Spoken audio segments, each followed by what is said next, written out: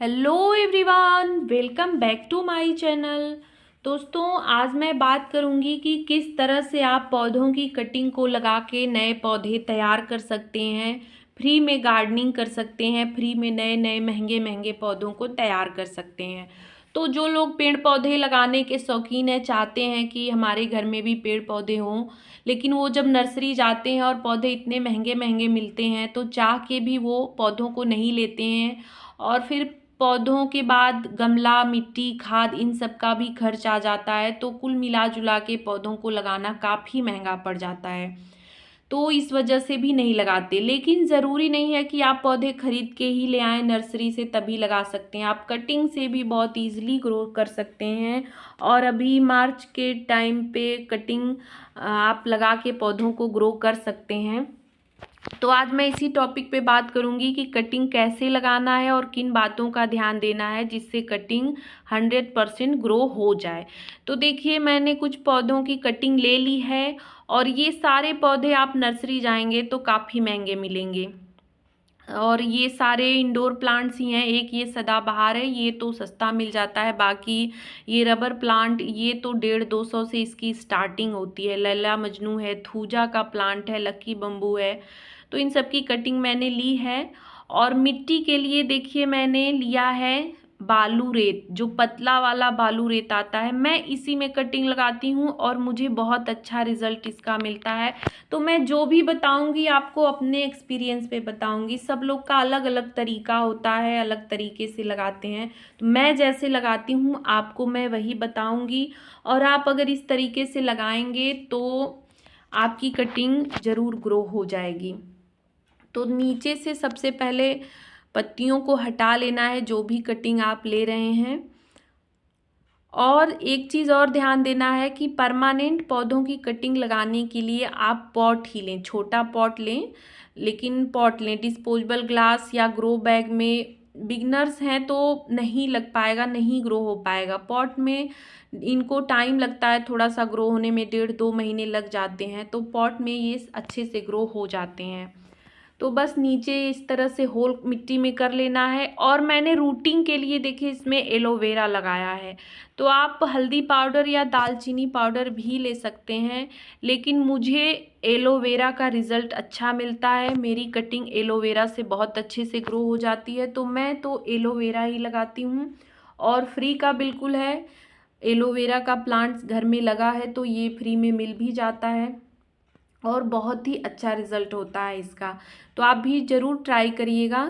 और अगर एलोवेरा नहीं है तो आप हल्दी पाउडर या दालचीनी का पाउडर भी ले सकते हैं, उससे भी कटिंग ग्रो हो जाती है।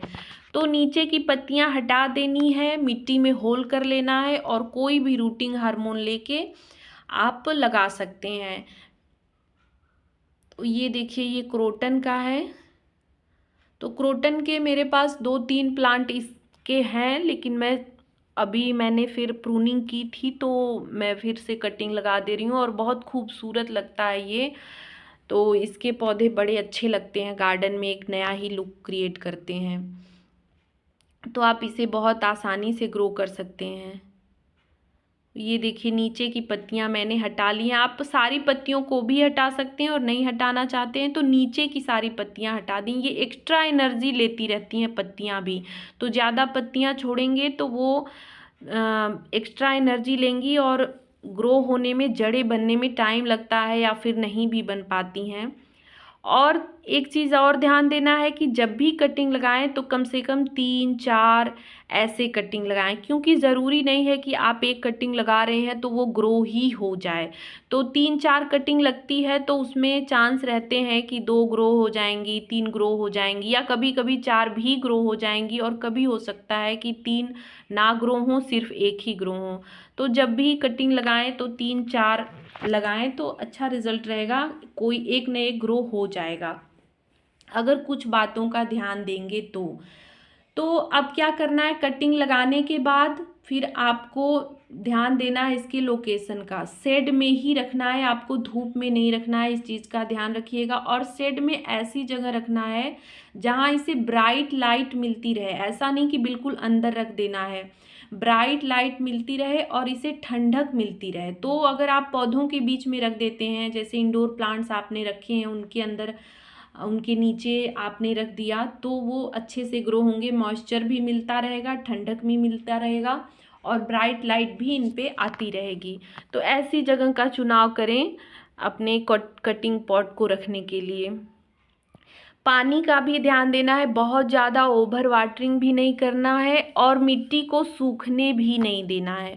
तो इन दोनों बातों का ध्यान देना है। बहुत ज़्यादा गीला भी नहीं रखना है तो कटिंग सड़ जाएगी, ख़राब हो जाएगी, और बहुत ज़्यादा सूखने भी नहीं देना है कि मिट्टी बिल्कुल सूख गई हो। नमी इसमें हमेशा बना के रखना है। तो कटिंग के लिए इसीलिए कटिंग जो है फरवरी मार्च या बरसात के टाइम पे लगाया जाता है, ताकि इसमें बहुत ज़्यादा मिट्टी सूखे भी नहीं, नमी इसमें बरकरार रहे। तो यही कारण होता है कि इन दो मौसम में कटिंग बहुत ईजिली, और बरसात के मौसम में तो कटिंग बहुत ही ईजिली ग्रो हो जाती है।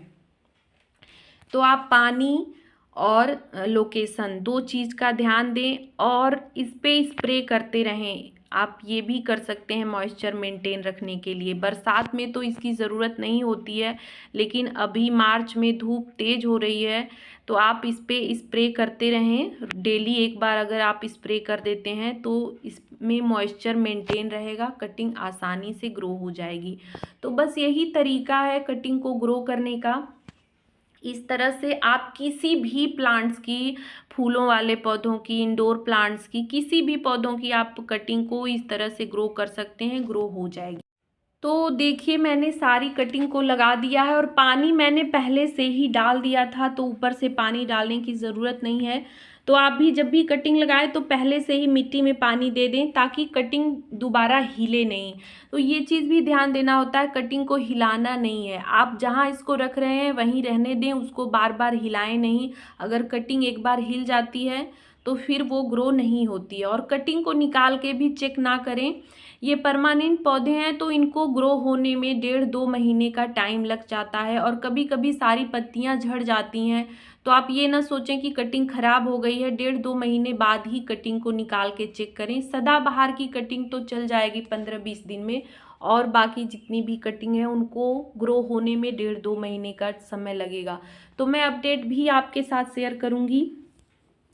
तो वीडियो को लाइक और शेयर ज़रूर करिएगा और चैनल को सब्सक्राइब ज़रूर कर लीजिएगा, ताकि नोटिफिकेशन आप तक पहुंच जाए और आप इसका अपडेट भी देख सकें। तो इस तरह से आप गार्डनिंग बिल्कुल फ्री में कर सकते हैं, फ्री में नए नए पौधे बना सकते हैं। महंगे महंगे पौधों को आप फ्री में तैयार कर सकते हैं, कोई भी खर्च नहीं करना है। आप घर में जो कंटेनर वगैरह हैं उसमें भी इनको ग्रो कर सकते हैं। ऐसा नहीं है कि पॉट में ही ग्रो करना है, आप कंटेनर वगैरह लेके उसमें ग्रो करके नए नए पौधे तैयार कर सकते हैं। तो मिलते हैं नेक्स्ट वीडियो में, तब तक के लिए बाय बाय।